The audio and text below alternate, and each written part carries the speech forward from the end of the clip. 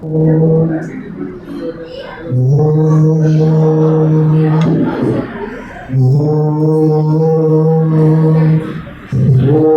கணபதியே நமக. ஓம் ஸ்ரீ குருப்யோ நமக. ஓம் திருச்சிற்றம்பலம். நம பார்வதி பரிகே அரகர மகாதேவ. ஓம் நன்றாக குருவாழ குருவே துணை.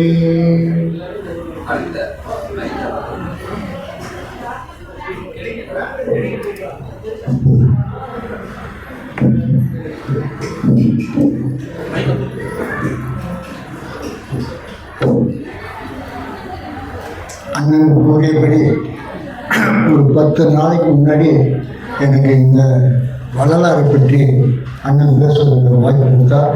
தலைப்பையும் அப்பவே கொடுத்து விட்டார். மண்ணின் உலகிலே எல்லோரும் வாருங்கள் கற்றுக்கொள்ளலாம் என்ற தலைப்பிலே எனக்கு கொடுத்தார். அதுக்காக அனைவருக்கும் நன்றியை கூறி பாதம் பணிந்து என்னுடைய மண்ணின் உலகிலே பற்றி கூட விளைகிறது. இந்த வரி அமைந்துள்ள பாடல் வள்ளலார் ராமலிங்க அடிகளாருடைய திருவருட்பா 6ஆம் திருமுறையில் அமைந்துள்ளது.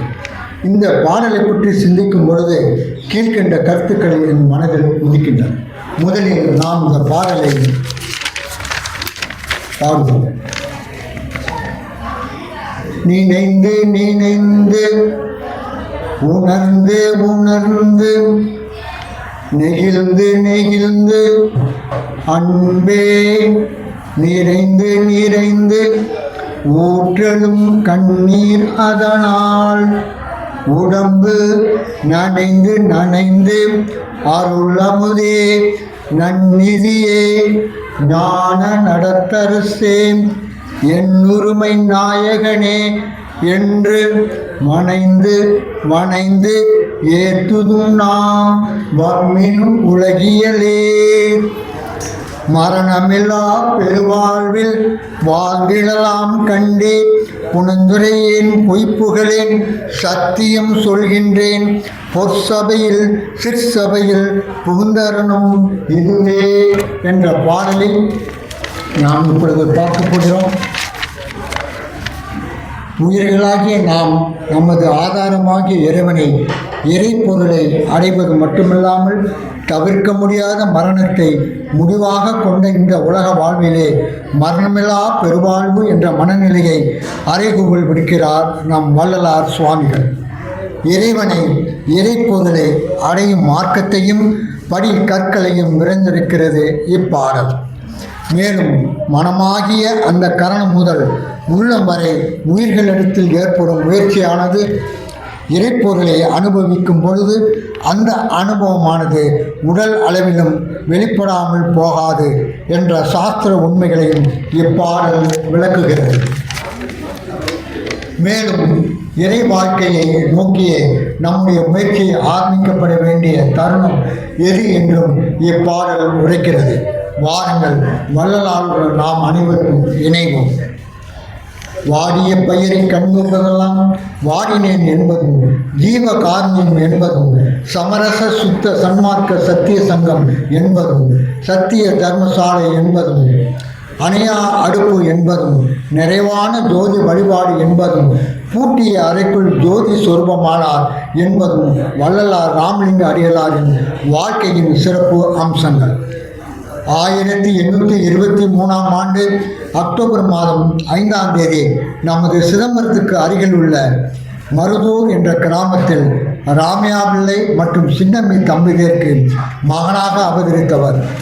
1874ஆம் ஆண்டு, அதாவது அவரது 51வது அகவையில் தைப்பூசத்தன்று வடலூருக்கு அருகிலுள்ள மேட்டுக்குப்பம் என்ற கிராமத்தில் சித்த வளாக அறையில் கதவி உள்பக்கமாக தாழிட்டு ஜோதி வடிவாக இறைவனுடன் கலந்ததாக வரலாறு.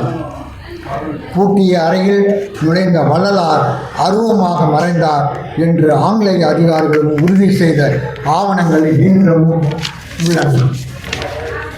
பசிப்பினியை போக்க 1867ஆம் ஆண்டு சத்திய தர்மசாலையையும் மற்றும் தனது அறிவு நெறியை வளர்க்க சத்தியஞான சபையையும் 1872 நிறுவினார்.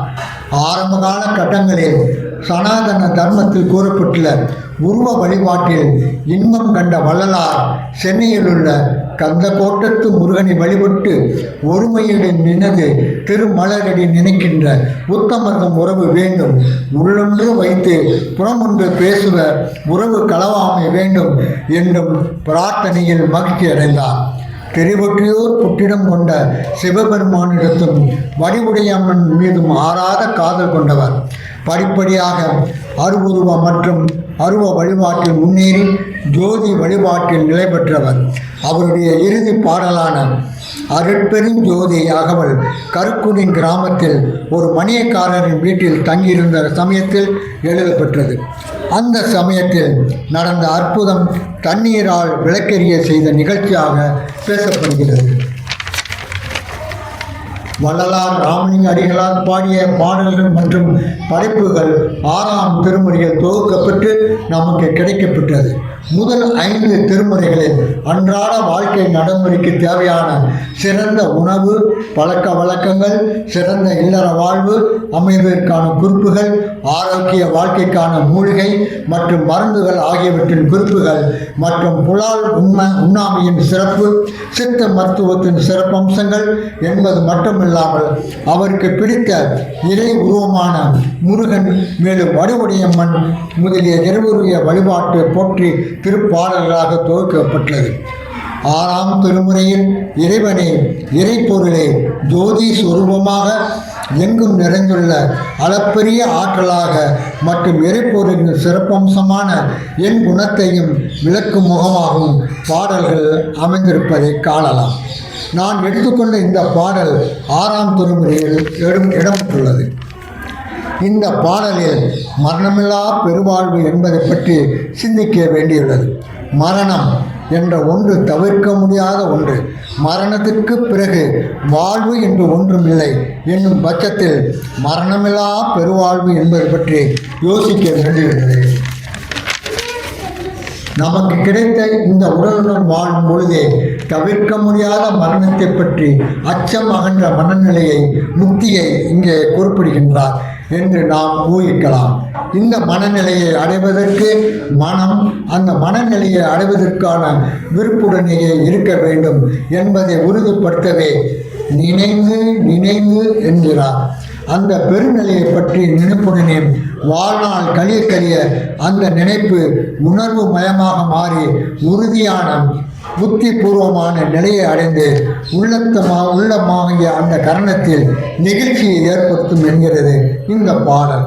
இந்த நிகழ்ச்சி காரணமாக அந்த கரணத்தின் சூழ்நிலையான உள்ளத்தில் அன்பு நிறைந்த அந்த அன்பின் வெளிப்பாடாக வழியும் கண்ணீரானது உடம்பு நனையும் வரை ஊற்றாக வெளிப்படும்.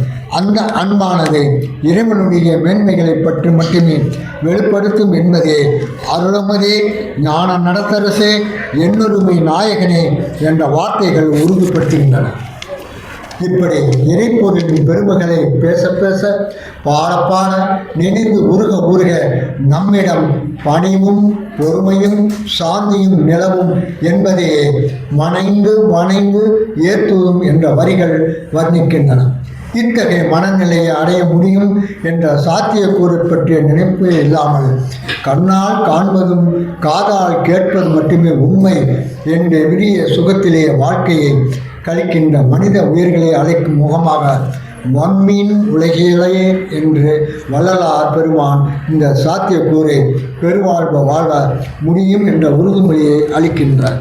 வள்ளலார் அடிகள் நான் கட்டுக்கதையை சொல்லவில்லை, புனந்தெரியேன் என்றும் பொய் சொல்லவில்லை, என்றும் சொல்வது மட்டுமில்லாமல் சத்தியம் சொல்கின்றேன் என்று உரைப்பது அவரது அனுபவத்தில் வெளிப்பட்ட முத்தாய்ப்பு.